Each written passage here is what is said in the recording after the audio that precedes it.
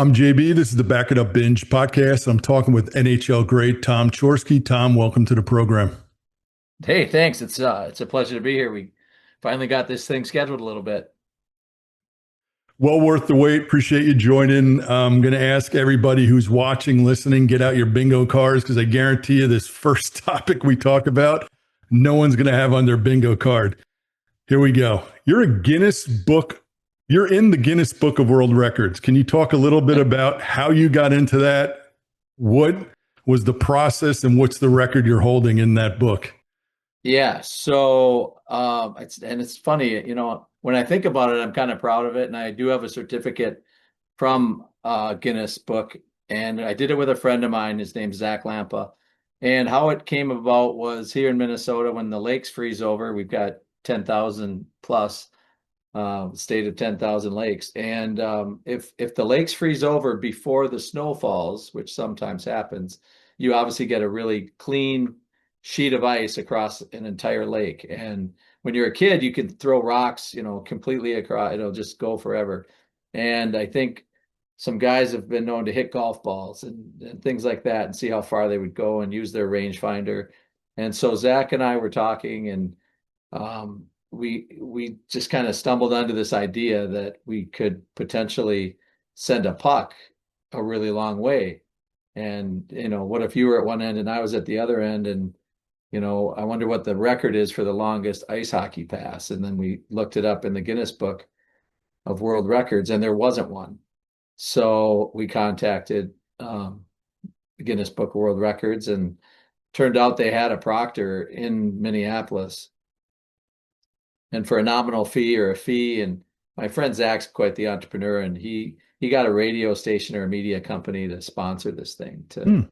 to cover the cost. It was couple $1,000s or something. So we set out to do it, and we had to have some documentation. So we had to have it like videoed, and we brought in some survey guys that could actually measure the distance. And then Guinness Book had some stipulations on how long it had to be, because I think they had interviewed us to find out kind of roughly how far we think we'd done it so far. And then they pushed the limits a little bit further. And in the end, we completed a pass over 900 feet, That's right. and that was good enough for the Guinness Book of World Records proctor. And we video recorded it and all that. So I don't know, a few weeks later, we got the frame certificate in the mail, and we're card carrying world record holders.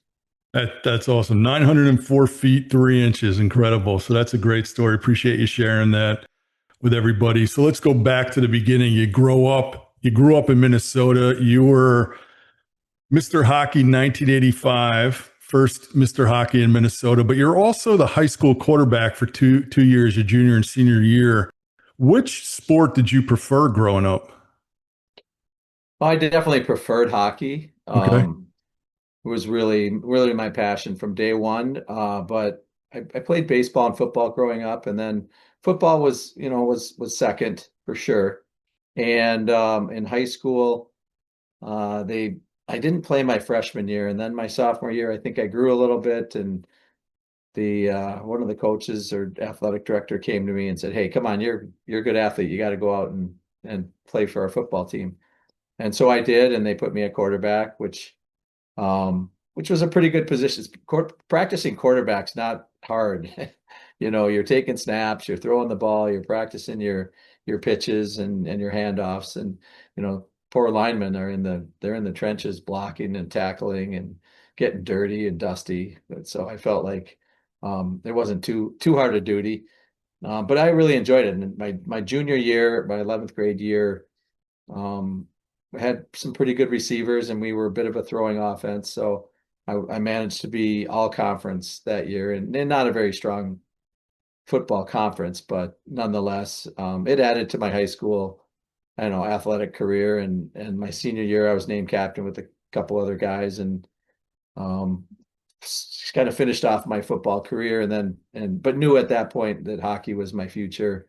By the time I was a senior, I was getting recruited pretty heavily by the Division I colleges, and I got a few letters for Division III football, but hockey was on the horizon. And started, looking like I was going to get drafted by the NHL and things like that. So I knew where my future was. But I will say, once my football season was over and I was into hockey, maybe it was after I graduated, at some point I remember thinking, man, I'll never play football again. And football was a pretty big part of my youth. So I enjoyed it, and I respect any athletes that, certainly for sure, that play multiple sports. And we just had one here in Minnesota. His name is Mason West. Plays for our town team here in Edina.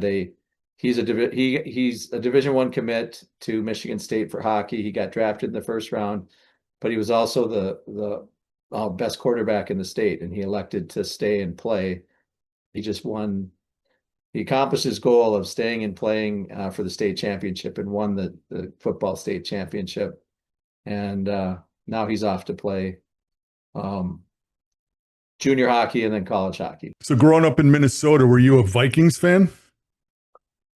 Yeah, when I was a kid, I was kind of a fan of a lot of teams. I never latched onto one. I was, but more of a Vikings fan than any other. And I had childhood idols, and Chuck Foreman, a running back, and Sammy White, and Ahmad Rashad, and Fran Tarkington, and Tommy Kramer. Those kind of guys were the Viking players. Right. But I had a subscription to Sports Illustrated, and so I was getting exposed to, the national picture too, and like Tony Dorsett from the Dallas Cowboys, and Walter Payton, the Dancing Bear, and remember my dad came home with an autograph from like Bart Starr from the Packers. He was older, but I don't know, that made me aware of the Packers and things like that. So There you go. I was just a big sports fan, and I kind of rooted for the hometown team, but I had posters of other players on my walls.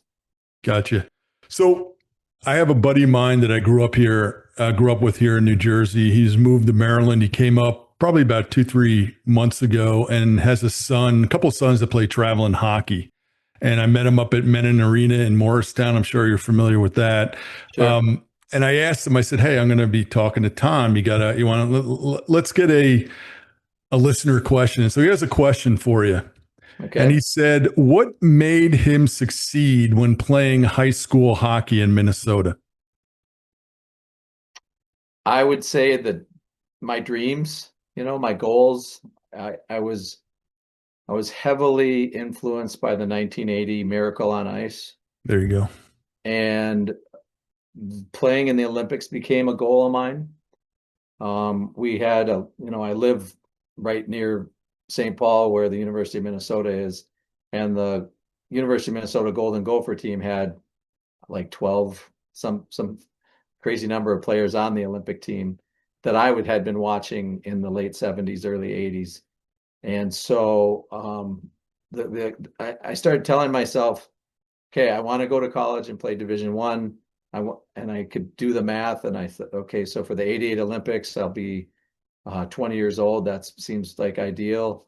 And then after that, we'll see, but hopefully I'll play pro hockey. That was kind of my thought process. But the other thing was that I lived right near outdoor lake that as soon as it froze, they put up a hockey rink. So it's kind of, what you hear about in Minnesota, they skating outside on the pond thing. And I did that a lot. So those two things really shaped me, because neither of my parents were athletes. My dad was a very average, mediocre athlete. My mom was not an athlete at all. And I didn't have any brothers. I have one younger sister. So I was a product of my environment, and I mean, both locally and then on the big stage, kind of being influenced by the Gopher hockey and Olympic hockey players and the Minnesota North Stars and things like that. Well, Jimmy's son is really good, and I got a chance to see him, like I said. So I appreciate you giving some advice there. And I was going to ask you my next question, but it sounded like you sort of answered it. You were drafted out of high school, but you went the college route. I guess that was the reason why, what you just explained. Yeah, because at the time, well, playing for the Gophers was also became a pretty big goal for a Minnesota kid when you're growing up here. At the time, there was really the University of Minnesota and University of Minnesota Duluth were the two schools in Minnesota. Now we have five. So it's changed. We've got 5 Division I schools here. And so I want to do that. And then at that time, you had to be an amateur to play in the Olympics. So you wanted to maintain your amateur status, Gotcha. which meant going to college and playing for a little while. And so that's what brought me that route to stay eligible for the Olympics and then turn pro after that. Right. So sandwiched in your collegiate career is the tryouts for the 87, 88 Olympic team, which eventually that team goes to Calgary in the Olympics. Had some really good names on that team: Mike Richter, Brian Leach, Gianni Granato, 2 future Devils in Weinrich and Chris Terreri. You wind up getting cut close to the final team, obviously disappointing. They finished 7th in the Olympics. With you, they probably would have finished first, at least placed, right? So what was the learning experience from that? Were you able to take something away from that and say, I'll use this for my future career? Oh, absolutely. First of all, it was humbling or embarrassing. Felt like I came back to Minnesota. Actually, you get cut. I was on the road. It was right on the eve of them going up to Calgary. We were out in Denver. And I knew what was going to happen because I knew I hadn't been performing very well. I was slumping, and it got worse and worse as we got closer and closer. I just was, I was gripping my stick and was kind of a basket case emotionally because I wanted it so bad, and I knew it was slipping away. So the lessons, I was embarrassed but humbled, and I kind of had to go back home and face friends and family that didn't work out, and you're hurt, you're emotionally kind of crushed.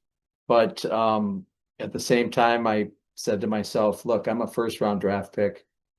I have a future in this game. I'm not going to let this, completely detract me from what my potential to be a hockey player is. And so I went back for 1 more year at college that year, decided not to turn pro, played my last year,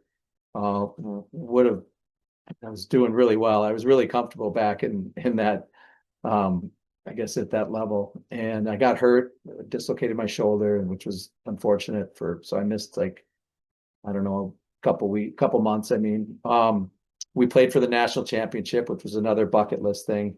We lost that game in overtime in St. Paul, which was another tough pill to swallow. So sandwiched in between there was getting cut from the Olympic team and losing the national championship. So the lessons learned were, 1, I guess, sort of don't take nothing for granted.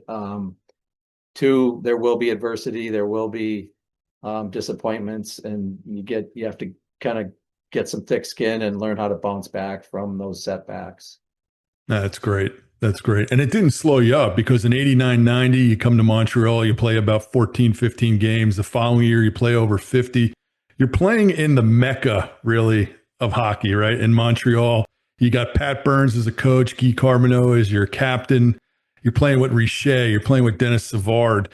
You're walking into that building, that team, that environment. Did you feel any pressure going into that situation? I did. I was an American college kid who had been drafted in the 1st round, which is a big deal in Canada, and it's a big deal for, Canadian NHL franchises, especially storied ones like Montreal. They're just, I mean, it's hard to find a jersey number because so many are hanging in the rafters, right? So, and they gave me number 31, which was, I think, a test. They wanted to see if I would balk at it, and I think if I would have taken it back to the trainer, I would have been sent, back home packing probably. So I had to, speaking of swallowing my pride, I had to wear number 31 while I was there. But excuse me. But yeah, so Patrick Waugh was the goalie, right? That right there, you're lacing up your skates with greatness. Chris Chelios was the captain. It was just a real honor to be, playing in Montreal. Scored my first goal against the Bruins.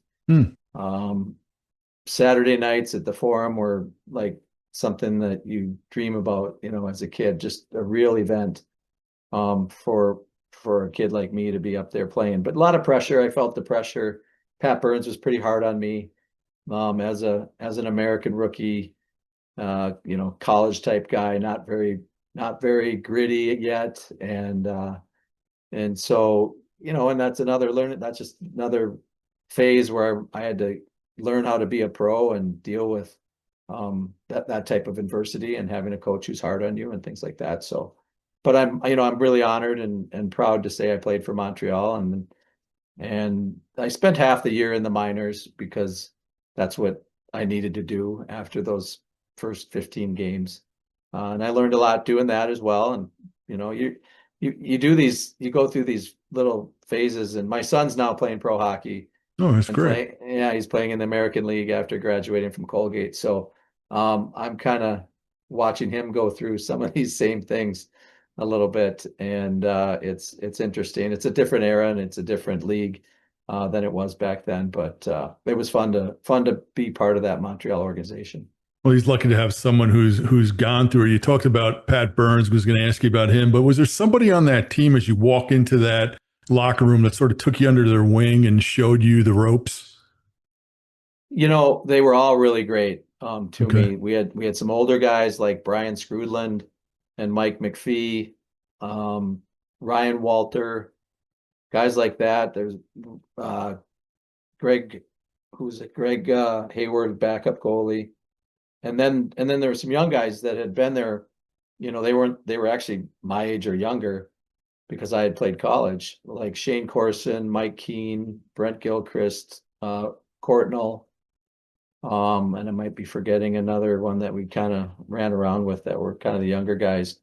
But those guys were great. They probably knew that I had some talent, but needed to figure out how the Montreal Canadiens play and system wise, and they probably knew that the coach was kind of grinding on me a bit. And so, they made sure I was welcomed by them, and we'd go out for meals together and hang out together. So yeah, it was those guys were all good to me, especially the veterans. So after 2 years of playing in Montreal, you and Stephane Richer are traded to the Devils for Kirk Mullen, Raleigh Melanson, and you wind up having three coaches in 4 years: Tom McVie, Herb Brooks, Jacques Lemaire. What's it like for you as a player? What's it like for the team, the roster, to go through that sort of turnover with the head coach? Well, first of all, it was exciting for me to get a kind of a fresh start. I had done okay my second season, but I could feel that there wasn't a ton of love there um, with Pat Burns and whatnot. So it felt like a fresh start, coming back down. And New Jersey at the time, didn't know that they were going to go through that kind of rebuild, so to speak. But it was a pretty major trade, right? They were getting rid of Kirk Muller, who was their captain and Right. kind of their marquee player. And Stephane Richer and I go the other way. And right, I think the same week we got there, they acquired Scott Stevens, Mm. and which was obviously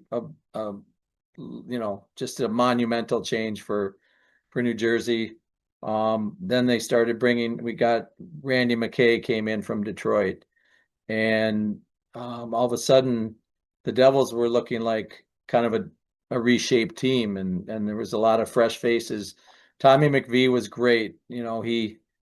He recognized, me. He said, "Hey, we're going to turn you into a player." I remember when I got there, and he was an old school guy and kind of a gruff, rough on the outside, but just a player's coach on the inside, and had a big heart, and was really funny. So he was my first really funny coach that kept things pretty light at times. So and again, we had John McClain and Bruce Driver and Ken Danico, and we kind of had this core of old school longtime Devils, or at least guys that had been there for a while and was the face of the Devils, and didn't really know it, but we had this guy Marty Brodeur waiting in the wings as a youngster. Um, Bill Guerin and Brian Rolston, were coming on the way. Sergey Breland ended up being, great. And so with the coach, I like Tommy McVie, but then they said, well, here comes Herb Brooks, and I'm from Minnesota. Herb Brooks was the coach of the aforementioned, Miracle on Ice. Yeah. He had coached at Minnesota. And I thought this is going to be like kind of a match made in heaven for me. And but it turned out he was more like Pat Burns than Tom McVie to me. He was hard on me, and but he, wanted to get the most out of me. And so that year was not easy, but I had to fight through that. But then, he moves on, and in comes Jacques Lemaire. And Jacques and Larry Robinson, I mean, sort of instant. You mentioned being in Montreal and the legends and the Hall of Famers and things like that. And all of a sudden, we had two Hall of Fame guys that have won, I don't know how many Stanley Cups. It's like 10 or 11. And they're your coaches. And all of a sudden, we've got this great group of players. And um, as soon as they got us on the right page, same page, we knew we had something special. Yeah, I remember when they traded Muller because Muller was on the first line. He was their number one pick years prior, but he was also on a line with Broughton and Verbeek, and they had a really strong first line. I was like, wait a minute. And then I heard Richer. I'm like, okay, you were thrown in there. And then they Yep. started building. I was like, okay, this is going to be pretty good. And you started watching, and each year that you were there, they started to get better and better. It all started to gel. And then you get to 93, 94, you make it to the championship, conference championship against the Rangers, game seven. Zelapukin puts it in with 8 seconds left, goes into overtime, which turns out to be the third double overtime of that series. Then all of a sudden you hear the name Mateau. Obviously disappointing for a fan, obviously for the players, but take us into that locker room after that. What was it like? Like, what did Lemaire say to you guys?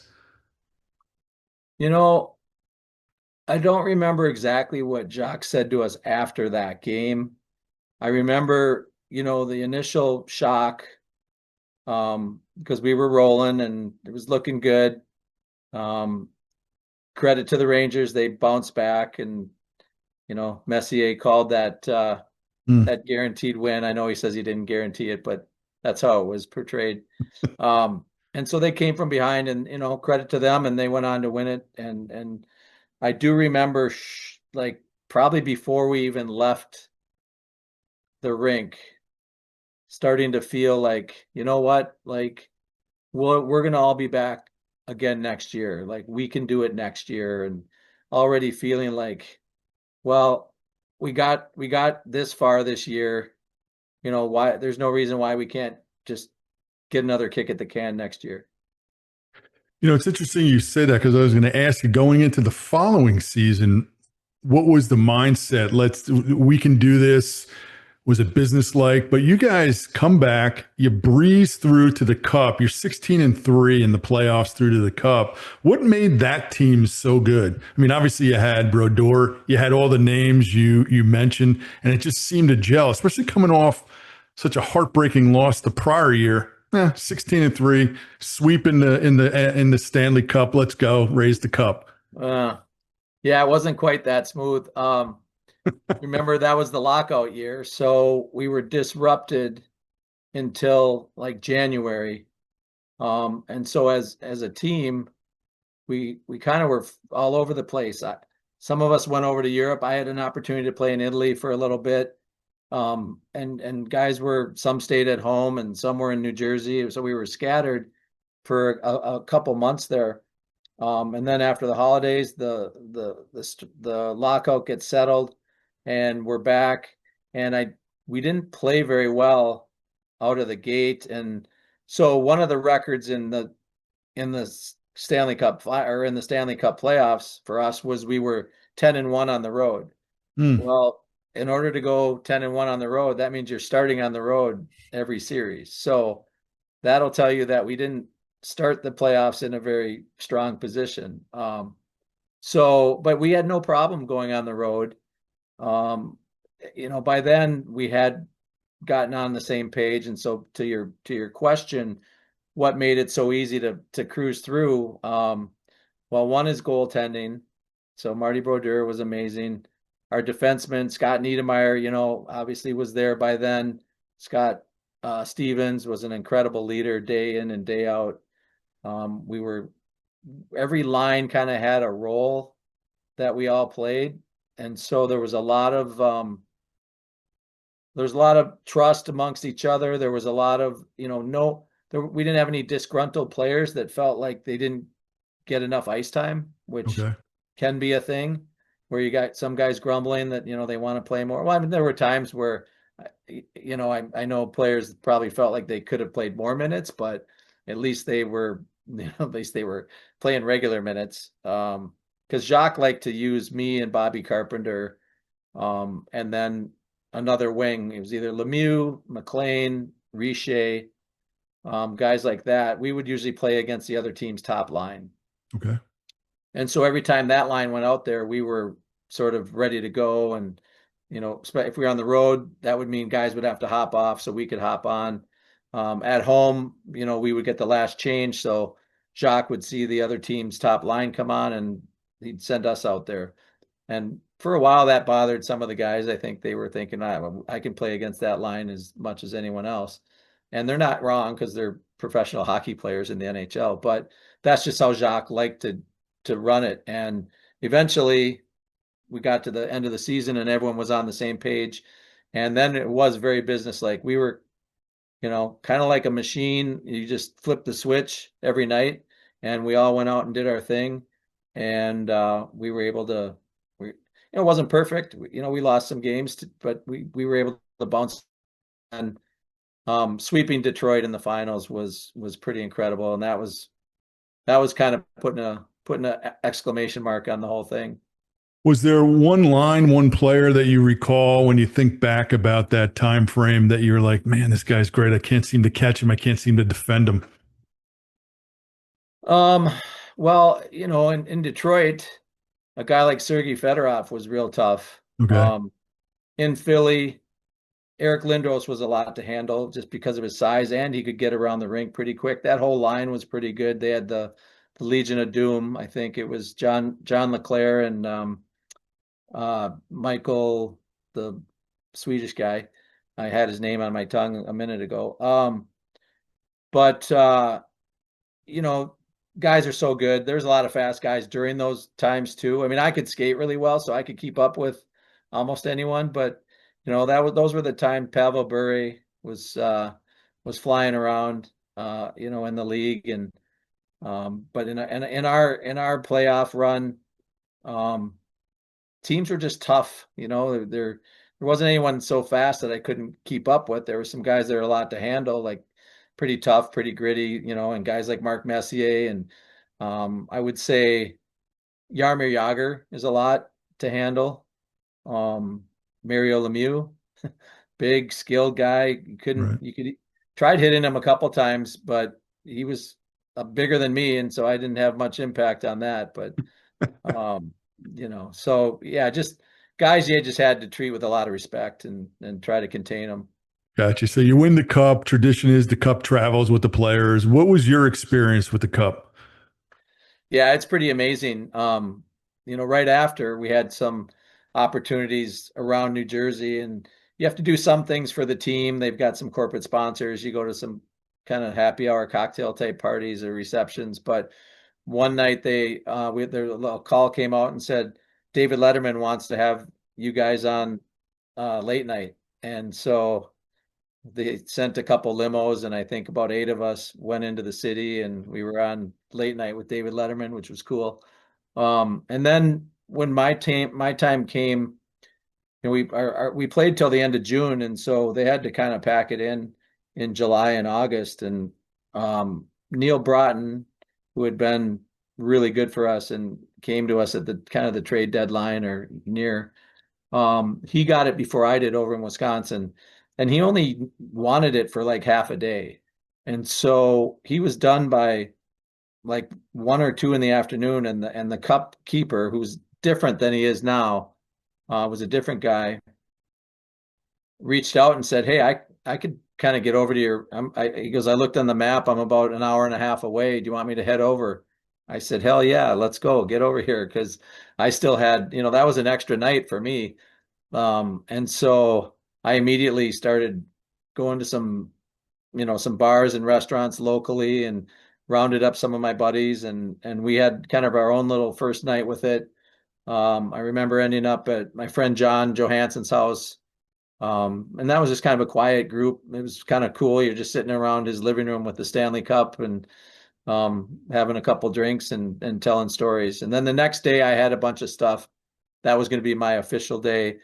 I had visits to a radio station, an ice rink, Bloomington Ice Garden, where my good buddy's dad had managed for 30 years. He had managed that rink, Denny May. And and then in the afternoon I had a big reception at a kind of a reception hall hotel, and then took it down to my watering hole downtown Minneapolis, and we had a closed party at that bar, and then at 2 o'clock we were back at my buddy's house and probably called it a night at about 5 in the morning. That's awesome. That's Yeah, it was awesome. fun. So the back end of your career, the last 5 years, you wind up playing for 6 teams. Talk a little bit about that period. How hard was that to adjust to? Yeah, that was pretty hard. The first move from New Jersey to Ottawa was going from, we were just right coming off winning the cup, and Ottawa was in last place. And I I tried to, approach it with professionalism, that this is part of the job, and part of it was also that, they were getting an experienced veteran in me and someone who had won, and that was important to them. And I thought I was going to be able to transition, quite well, but it was really difficult because of going from such a well-oiled machine, well-run team to kind of a team that was still in startup mode, and very kind of a little disorganized, and they were still playing in a, not that the Meadowlands was, the mecca of rinks, but they were still playing in an old downtown Ottawa junior hockey rink because their new one was not completed yet. And so all things just kind of came crashing in, and I was like, where have I ended up here? This is felt so awkward and foreign. And I kind of went into a little bit of a, a tailspin there, but then we kind of came out of it. That year we had 3 coaches and 2 GMs and all kinds of trades.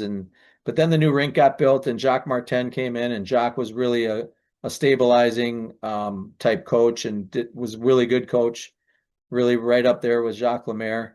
And so we had a good second year. We made the playoffs. So that was a positive for Ottawa. And then I got moved to New York Islanders because Rick Bowness had been in Ottawa, and he had liked me. And then he was in New York, and Ottawa decided to move me. He was interested in getting me, and they were interested in moving me. So I ended up with the Islanders. That was, that was a good organization, storied history. Had some good friends on that team that we really liked. So the only we just weren't very good. We didn't win a lot of hockey games, which was hard. And then from there, that's where it got really hard. Going to Washington, I was injured most of my time in Washington. Had to have a surgery on my abdominal section there, like a hernia, and didn't play very much, and never got integrated into the team. We get to the end of that season, and they offered to trade me to Calgary, and that was just to see if I could stay playing longer, because we weren't going to make the playoffs in Washington. And so, which was a gracious move by George McPhee in Washington. He did what he could to extend my season, because I was going to be a free agent, and I couldn't be sitting on the shelf. I needed to try to be playing as long as I could.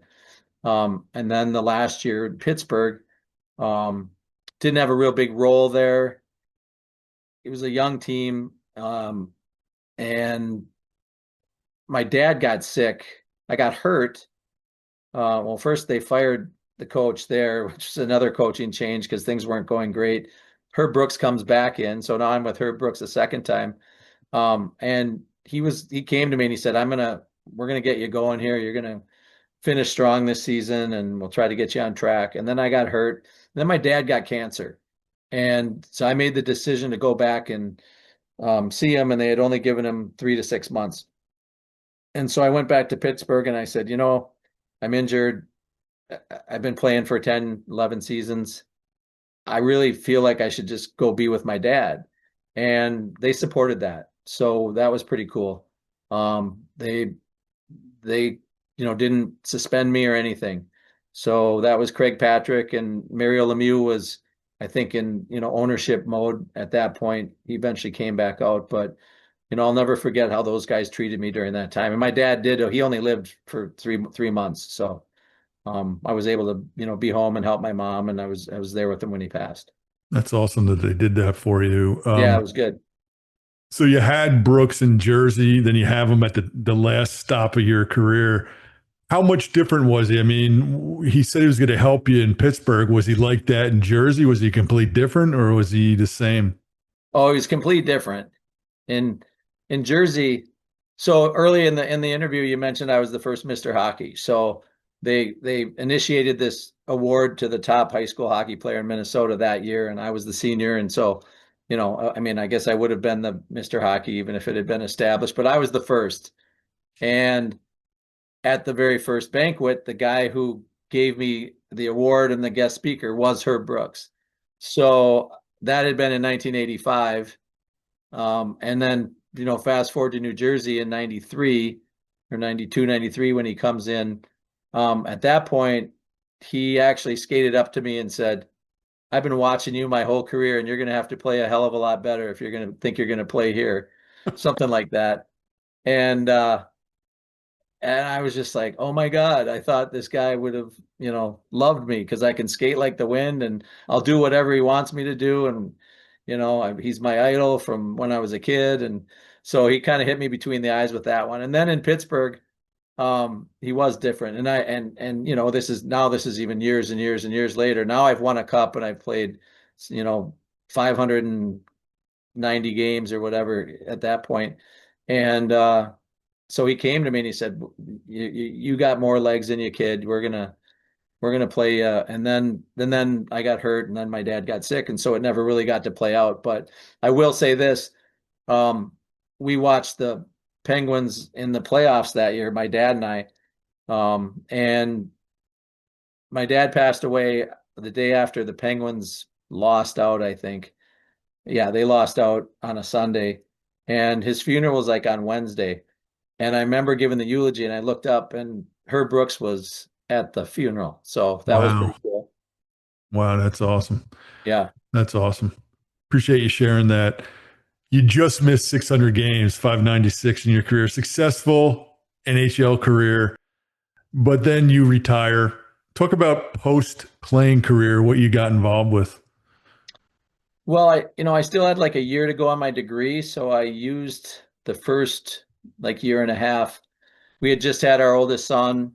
So our first child, and I went back to school and I was kind of, an at-home dad. So I was almost on like paternity leave or something, but that was actually a really nice time in my life to transition from my pro hockey career and to finish up getting my college degree.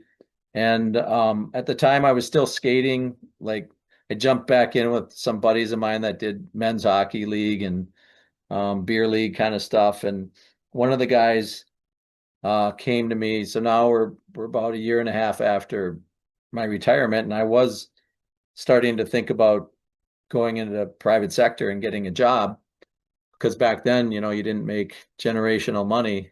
So Right.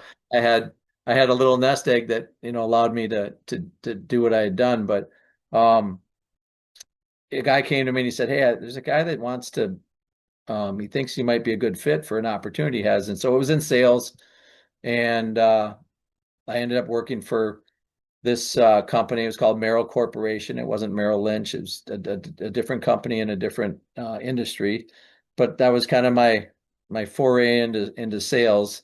Really good manager, mentored me. Still a friend today. His name is Gus Thompson. I'll throw his name out there and credit to him. But um, it was different. It was hard, still a hard transition. And so now when I meet players and know players that, younger players that are going through it, I try to, I give them my phone number and say, call me. I get it. It's tricky. Because your identity, you're so tied to your identity as a hockey player. Um, your metrics for your performance are so different. You kind of get instant feedback from you get a pat on the back from the coach, or maybe puts you out there the next shift, or you can look at your stats and see if you're +1 or -2, and you kind of know each game where you stand and Right. how your season's progressing, how many minutes you play, how many goals and assists you have. There's all these metrics and feedback that you have, and then all of a sudden you're out. Obviously, in sales, you're judged by your numbers and your performance that way, but your teammates are different. It's just a different environment, and so there was that transition, and then I ended up having lots of opportunities, different opportunities. So I tried a lot of different things, which probably wasn't the best way to handle my post hockey career, was job jumping, but at least I always pursued jobs that looked interesting and sounded more fun than the one I was in. You still lace them up, go out there and skate? Not as much lately. I had my hip was going bad. I had a new hip replaced. I had my hip replaced about it's probably been 4 years now. Um, and now I need a new knee. My knee's kind of going out on me. So um, I wish I didn't have this knee problem. Then I probably would skate a little bit more. I still got, friends that they get out on Saturdays in the winter on the pond and do some of that, as long as it's not too cold. But no, there's no shortages of places to play, but I have not been skating too much lately. What about coaching? You never had the desire to become like head coach in the NHL? Yeah, that's probably another, thing I regret a little bit, is not trying that. But um, we started our family. My wife is from New Jersey. Okay. I kind of convinced her to move back to Minnesota because I figured that's where I had I was going to finish my schooling and had my kind of my business network was here. Um, and I just knew the lifestyle of coaching is you're back on the road, newly married, started a family. I just didn't know if she wanted to go down that path with me, but I certainly thought about being a coach. It's kind of where my head is at when I coached youth sports and my kids teams growing up. Done a little bit of high school coaching. I was around a junior team back in 2019, well, 2021, sorry, and kind of ran that team. So, I could have been a coach. I think it's something I would have probably been interested in pursuing, but it's a commitment, and once you kind of got to get into it, and then you're hired to be fired, and it's kind of a vagabond life, and so I guess I just made the decision to avoid it. Weren't you in announcing too? Didn't you announce? Yeah, I did. I did about 10 years for the Wild with Fox Sports North. And about the same time, I think I did about 8 years with the University of Minnesota. Okay. And so that was, nights and weekends, which worked out pretty well with with your family. Um, kids were getting a little bit older, and it wasn't full time. I wasn't the only broadcast analyst. They split us up. There was two or three of us, so it wasn't every week and every weekend. But yeah, I don't know. I never counted the games, but I've broadcast probably, I don't know, a few hundred games. Well, okay. Tom, this has been great. Let's go through one more set of questions. I'll give you a couple of players, throw them out there. Give me your Yeah. thoughts, sort of a speed round. And let's start out with a Devils teammate, two Devil teammates. Well, actually, a Montreal Canadian teammate as well. I think I may have tipped that one, so I'll give you that one first. Stephane Richer. Yeah, Steph. So we got traded together, obviously, and we were roommates that first year. Hmm. And that was the first roommate I had ever had in pro hockey. I would live by myself in Montreal. Um, and so we lived together, but we weren't attached to the hip together by any stretch. But as a player and at the rink, Steph was a super nice guy, very I would say friendly and nice. As a player, he's physically gifted, like one of the most skilled, strongest skater, strongest shot. Wow, he could really bring it in a lot of ways, and so a big strong guy too. So tons of respect for him that way. We sat next to each other in the locker room for those 2 years when I was there with him in New Jersey.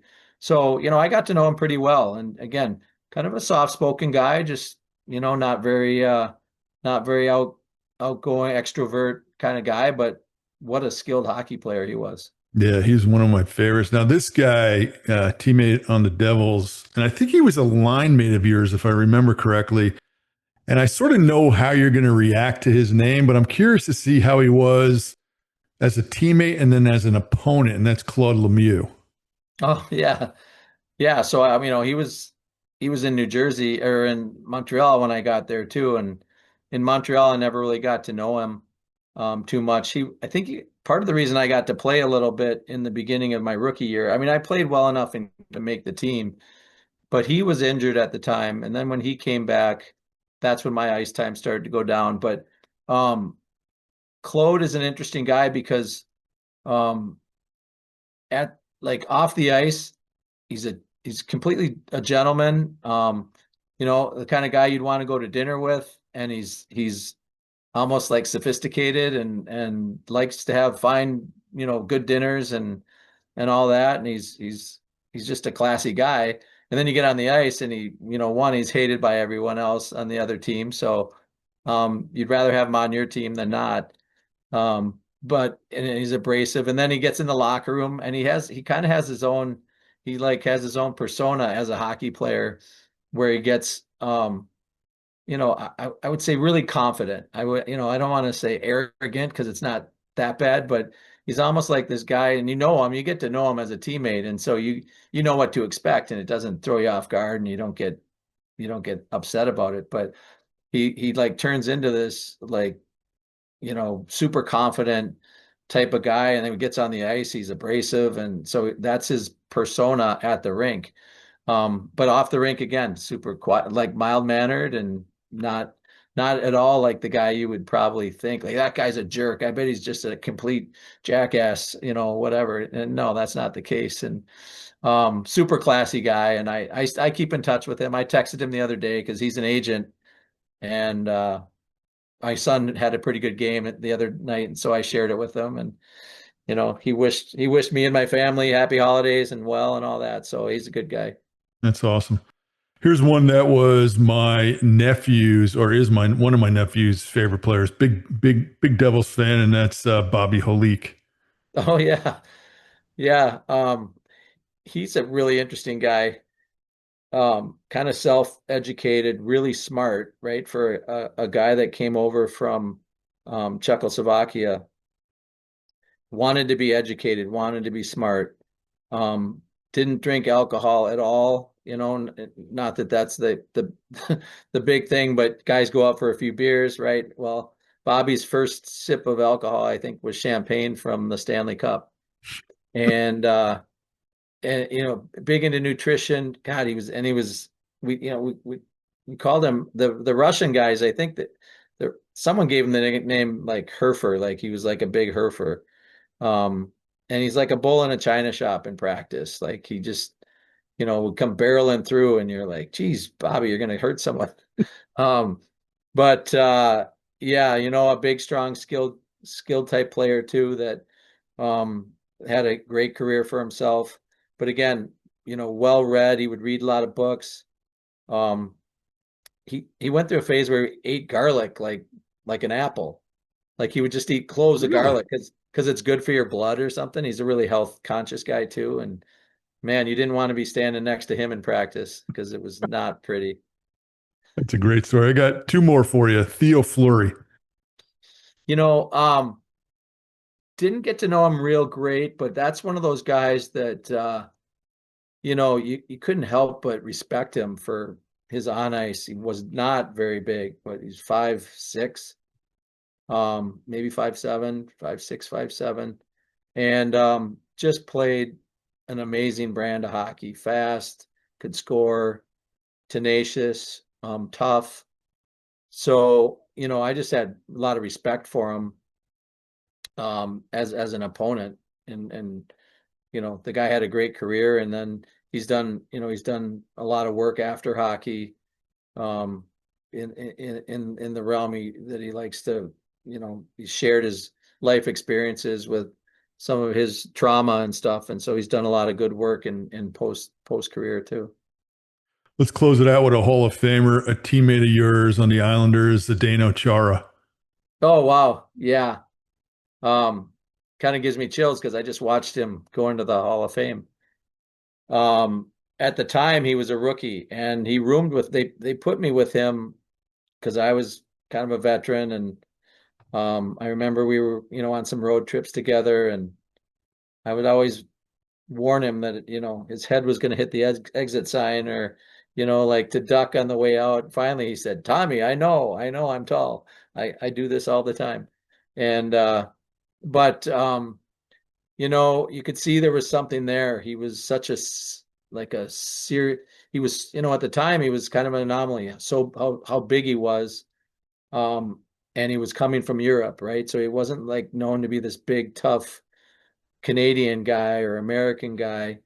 But what a career and what a player he turned into, and a person. Um, the makings were there. You could see he was just such a talented young man, and like I said, kind of dedicated, committed to succeeding, over here. Back then that was such an opportunity for players to get an opportunity in the NHL. Um, More so, I think some people came from small towns and, maybe places that there wasn't a real bright future, versus, some Canadians where maybe they have always been good at hockey and they figured they were always going to play in the NHL, and they get there and they just kind of take it for granted. They're like, yeah, I was always going to play in the NHL. Or a guy like me who comes through college, I've got a college degree. I always figured, well, if hockey doesn't work out, I can go back to Minnesota and it'll be fine. I'll get a job and raise a family. And, Right. some of these other players were coming from different situations, that, and I'm not saying there weren't Canadians that weren't coming from, you know, meager or modest backgrounds from, mining towns or off the farm, because I've heard about them. But some of the European guys that were coming from, from Russia, from um, Czechoslovakia and whatnot, they were really grateful to be there and see this opportunity, and to, getting paid money to play. And and Z was a little bit like that. I think he just seemed like he was ready to embrace this opportunity, and he was going to make the most of it. And obviously he did, and he's gone on. I mean, the guy runs marathon. He ran 2 marathons in 1 week. I didn't know that. Yeah, Wow. in post career, he's like a crazy training guy. I think he put himself through um, financial advising certification so that he can manage his money. Like, the guy's amazing. Wow. That's awesome. Tom, this has been great. And before we got on, we mentioned each other. It was great to finally sync up. We've been trying to get together for a while. Thank you so much for coming on. Big Devils fan. Really enjoyed the insight, the stories. Thank you so much. Oh, my pleasure. It's fun to do it. It's been a while now, but trip down memory lane once in a while is good. There you go. Thank you so much. And thank you, everybody. Okay, JB, thanks.